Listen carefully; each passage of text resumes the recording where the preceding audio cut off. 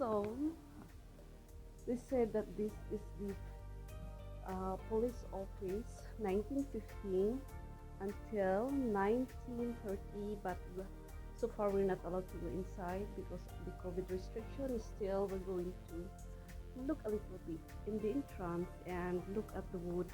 It's made of wood and it's very sturdy and hard, and you can see that this been for how many years.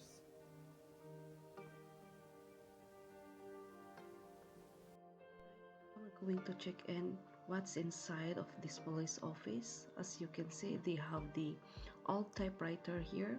I don't know how old is this. Also, they have the landline on the wall, the telephone on the wall, and you can see they have the lamp. You know, there's no electricity before, so use the lamp, and that's the gel there where the door is, and that's the ink. What else we're going to see inside the office? And I think this is the door going into the house, and this is the furnace or the heater. So that's all what I'm going to see. Okay, so it's an office and then it's a workplace in a home. Yeah. Ukrainian Greek Catholic Church. Yeah. One of our 3 churches that we have here at the museum. It was built in 1912 and has been restored to about 1928, which is really the story of a lot of our site. A lot of our site is that late 1920s period, except for what you'll see down this road. We're in the muddy part of the road right now, and this is part of the history and representing how the road looked like before. And as you know, before they don't have any cars, so they travel by horse. The next thing we're going to see here is the houses of the settlers before. Were they Dobre den?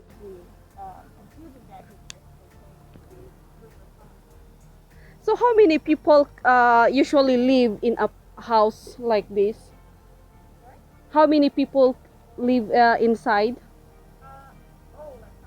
Yeah, can live there, can live inside. Wow. So this is the inside of this primitive house of our Ukrainian people, settler before. There's a bed there, and there's an oven there, and there's a kitchen, and what else we can see there? Oh, it's very interesting. And the floor is still what do you call that, the ground, and they have some, wow, very impressive and interesting to see how people, the immigrants, how they settled themselves before few years, long time years ago here in Canada. And imagine during winter that it's really cold and have to live in a house without heater.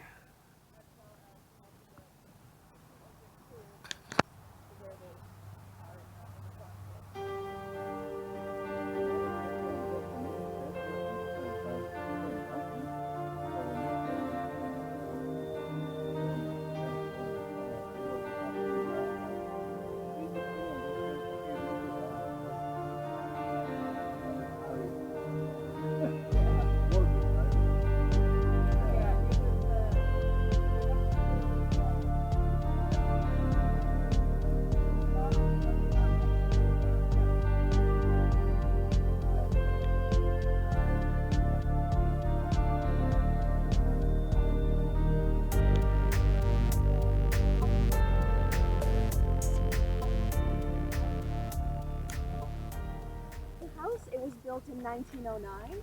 The owners were Ksenia and Vihori Greco. The owner. So look how they built the houses long time ago. It's made of wood, and they put mud. I think the reason why they put the mud or clay here is used as insulator, because so for sure, if they won't put this one, for sure that it's really cold, especially here in Alberta, that it during winter that it's really cold. So even you can see here that wood, and then in between they put the clay as an insulator. Now imagine how those settlers, Ukrainian settlers, survived many years ago here in Canada. They have to make lands because they came here that they don't have any lands, and they don't have even money. So the government of Alberta, they just give them the land that it's a forest actually, and then they have to work hard.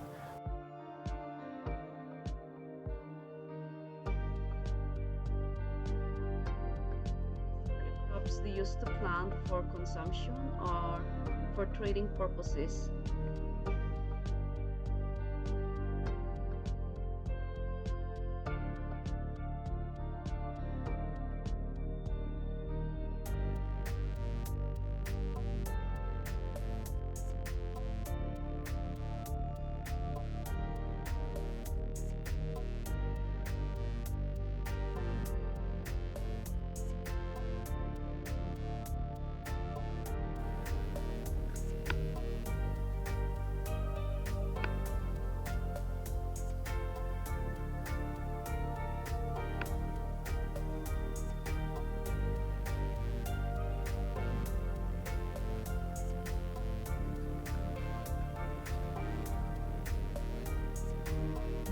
We're going to look inside how this house look like.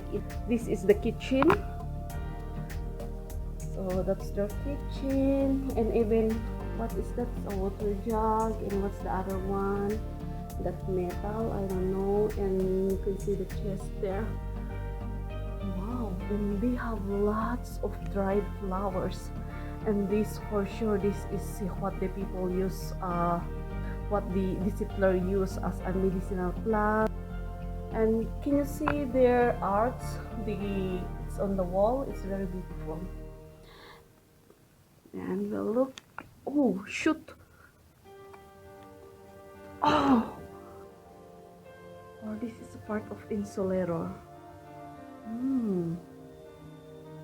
I think this is part of insulator, because I did not see any bed there. And in this side, there's a one bed there, the dining table, and they have the, this is kind of more upgraded, I think, this because this house is for the upper class. So if you can see, the stuff here is kind of more upgraded, and we'll see in the other one. We're going to compare. Upper class, they have more space inside the room, and they have the chimney, and this one is even cemented compared to the lower class that is there's no chimney and even one room inside. And you can see even the size of the house that was built.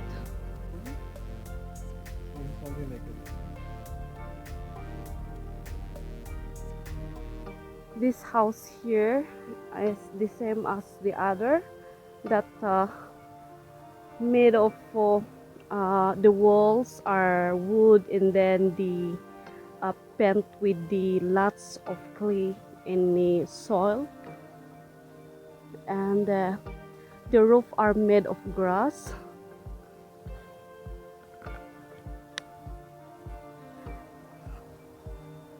And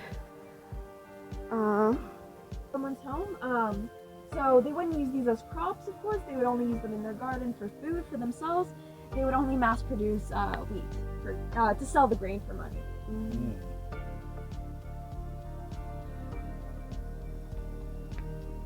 1915, 1920s we came here, because as you can see, the house is painted, and you can see the light, and kind of improving.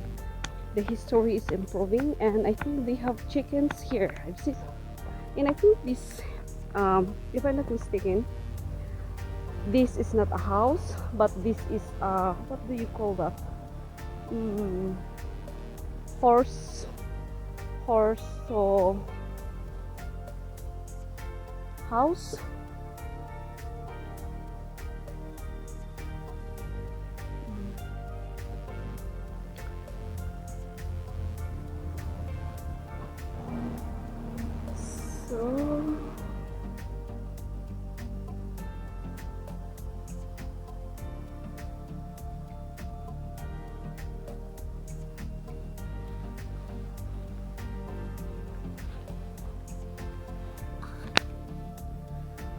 So we're going to visit the house, year 1915 to 1916.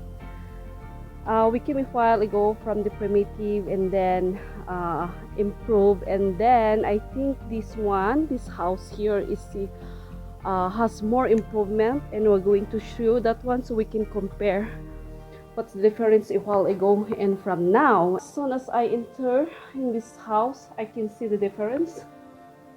So because it's kind of more private, they have the bed, the table, and the closet. Oh, the closet, it's I can see glass inside, so maybe it's what do you call that, kitchen shelf, and there's a chest there. So what's inside? I think this is the kitchenwares that they are using before, the glasses, there's a wooden basin here. You can see the difference. They have a small pantry here, so this is the room, this is the pantry, and oh, actually this is 2 rooms. And this one, there's a baby swing there. In the table, there's a glass, and there's vase with water, and there's a lamp. And you can see the utensils that here is the metal. And they have the pail. Wow. June, what? 1918? Oh, so this is 1918. The restored in 19... It's 19... Oh, wow, very interesting.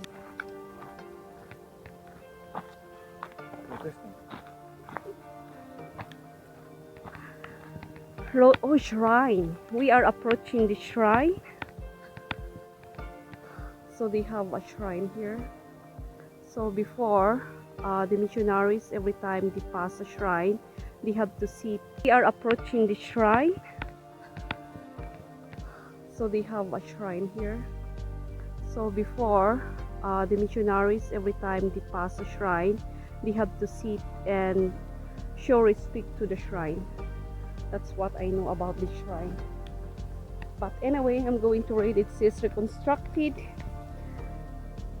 to 1919, roadside shrines were a common feature in the rural countryside of East Central Alberta. The tradition of constructing them carried over from the old country.